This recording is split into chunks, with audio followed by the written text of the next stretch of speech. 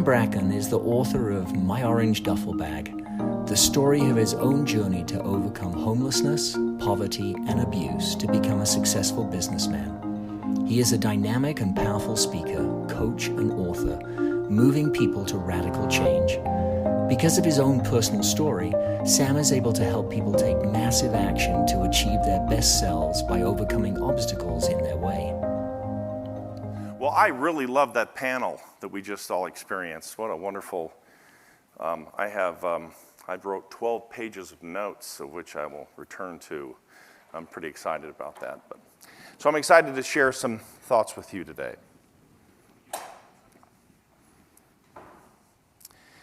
Have you ever had your face in the dirt, panicked, frightened, and been full of despair?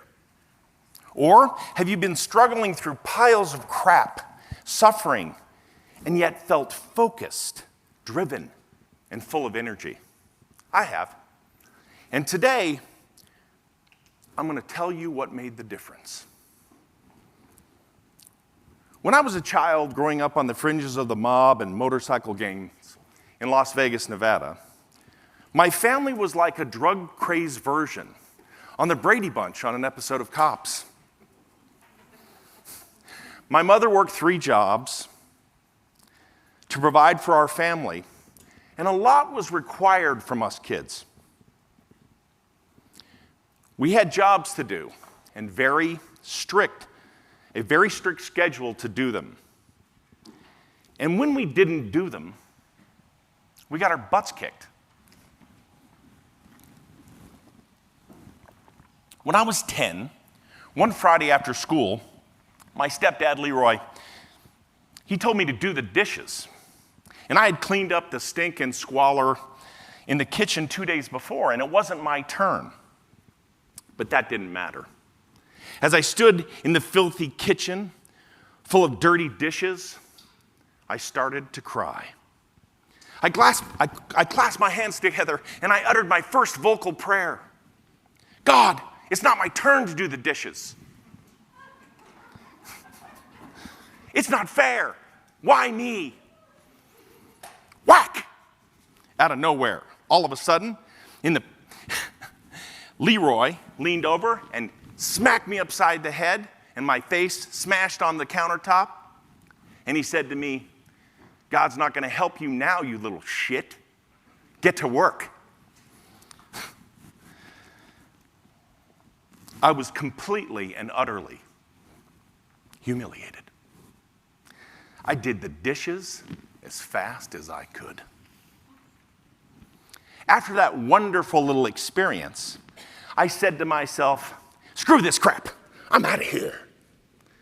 I bolted out the door and blew through our front desert, because in Las Vegas, they have no front yards, only desert. Jumped over our tattered scrub oak fence and ran down the street next to Will Beckley Elementary, where I went to school. At the end of the street was a vast wasteland called the Southern Nevada Desert. My tattered Chuck Taylor high-top sneakers hit the sand. The sky was blue. The red desert sand went on forever.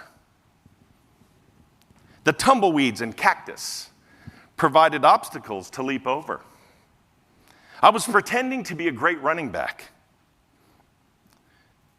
breaking free from would-be attackers, one after the other, scoring touchdown after touchdown.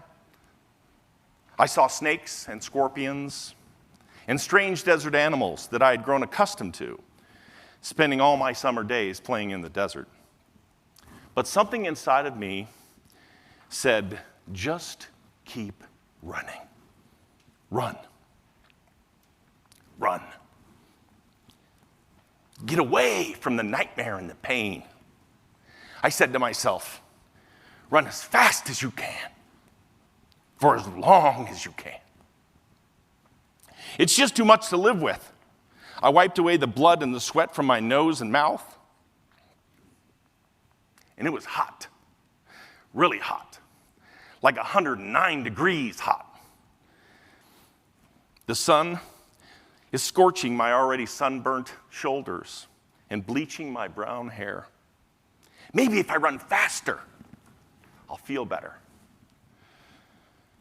I got to get away from the drugs, the drinking, the crazy chaos, the constant yelling, the fights, and the daily beatings. I never know why I get punished. It must be my fault. I am so confused, but I keep running anyway. Maybe somehow I can run far enough to be truly free. But the more I run, the heavier things get. The pressure is building. I can't take it anymore. I am dying and on my last legs. The weight is crushing me. I search for answers. Why? Why? Why me? What did I do? What did I do to deserve the hell I'm living in? I'm only 10 years old.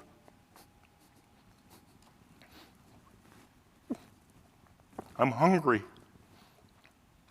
scared, tired, and alone. I don't like the way I feel when I drink, act crazy, and do drugs with my family. I keep running, hoping that somehow I will find the answers. But nothing comes. There is nothing on the horizon but a dry, empty desert. There is nothing to run toward. Hours pass, and the sun begins to fade behind the mountains. It's almost dark.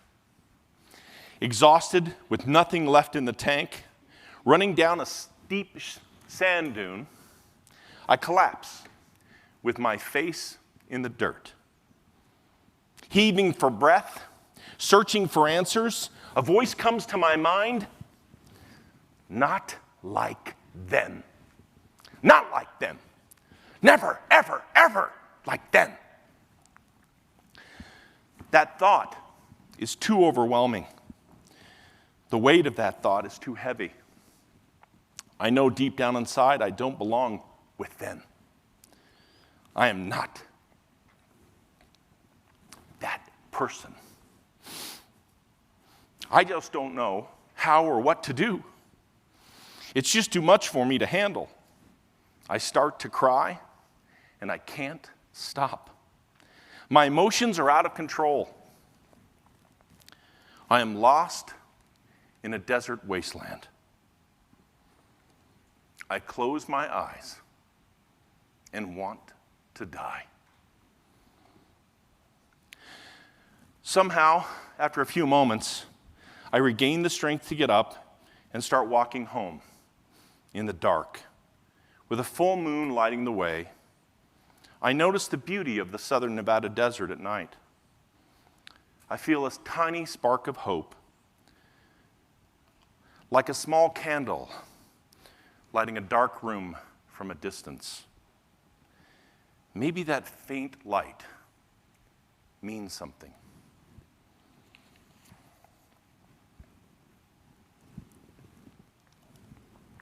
Now it's a couple of years later. One summer after school before 9th grade, I'm trying to get ready for the upcoming football season, and I asked my stepdad, LeRoy, to take me to the high school so that I can run a few laps and get in shape for our upcoming camp. LeRoy drops me off, and I walk down to the dirt track that surrounds the just watered grass and football field at Chaparral High School. Unknown to me, LeRoy parks his car in a place where he can watch me. I'm sure he wants to see for himself my real intentions.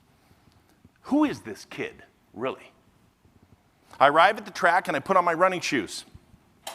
And I stretch out, then I begin to run as fast as I can, like when I was 10 in the desert. But this time, things are different. I am stronger, faster, older, But most of all, I am different. Working on becoming the man I am meant to become. I see a unique Sam Bracken, someone who is unlike anyone else, someone different than anyone in the universe. I am not just a piece of a family trying to destroy itself. This thought, it ignites my soul and fills me with power. I start to sprint, and I keep going as fast as I can. I don't stop. Lap 1, lap 2, lap 3, pushing myself beyond what I'd ever done before. My power is still strong. I keep going. Lap 4, 5, 6, and I'm on the brink. This time, it feels good. The pain and suffering is still there, but it actually feels good. To be tough, to be better, making my vision of myself real, becoming someone who matters, to be the player they can't do without, the one who always makes a difference. That's what I'm running for. Now, I'm dying. Lap 7, 8, 9. I can't bear the pain in my side. It feels like someone is stabbing me in the side with a hunting knife. My lungs are on fire. I can't feel my legs. But one thing I know. No one else is out here in this heat. Not one of my teammates. I'm the only one right here, right now, paying the price for greatness. I say to myself, if I can just do one more lap as fast as I can, that would really mean something. I break the last lap down into 4 100-yard sprints, and I give it everything I have. After 10 laps, I collapse with my face in the dirt. I did not know that I could take my body to such an extreme place. It really hurts, but I like it. Like it. Hell, I loved it. I love the powerful way it makes me feel. This is what I can do. This is who I am. Yes, my face is in the dirt once again, knee-deep in crap and suffering. I'm heaving for breath. But this time, I am filled with power, light, and drive, not despair. The difference is staggering. That day, I learned one of life's most important lessons. You're going to end up with your face in the dirt, struggling through piles of crap, no matter what you do or who you are. There are 2 kinds of struggles in life. The struggle that distracts us from who we are, and the struggle that makes us who we are. Let me see that again. The struggle that distracts us from who we are, and the struggle that makes us who we are. I was raised in the first kind of struggle. I was raised to drink, do drugs, to cheat and steal. But deep down, I knew I was not that person. I knew I didn't want to fight my way through life that way, only to end up in the dirt. That was inevitable. So I chose the second kind of struggle, fighting for who I really am, creating my own future, and driving toward my own destiny, running toward something, reaching my own potential. As long as we struggle against ourselves, we will suffer a kind of claustrophobia. We will feel trapped, buried alive, and our response is to panic. That is what you do when you have an attack of claustrophobia. You panic. That's what happened to me when I was 10. I started running out of sheer panic, the overwhelming urge to escape.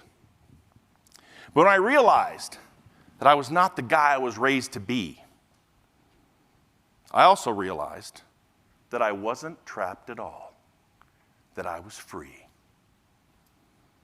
That's when I started to see the light of hope and the power that comes when you choose to be who you really are. And then work toward becoming that person. Now, the idea that you can reach your true potential without struggle is just false. True greatness, personal, professional, emotional, and spiritual, comes from pushing yourself to the point of collapsing, happily in the dirt. We all struggle through life. It's inevitable. Our struggle can wear us out or wake us up, bury us or build us, drain our powers from us, or make us muscular. The difference is what we choose to struggle for. The question is, will your face in the dirt be full of despair or delight? Will your face in the dirt be exhausting or exhilarating? Will you be full of panic or live with purpose? As I got up from the dirt and walked back to the parking lot that day, my stepdad, LeRoy, rolled up in his 1978 Ford Grand Torino. Cigarette smoke billowing from the window. I got in. And to my amazement, he was crying. "You got something special inside you, boy. You're destined for great things." And so I was. And so are you. Thanks for your time.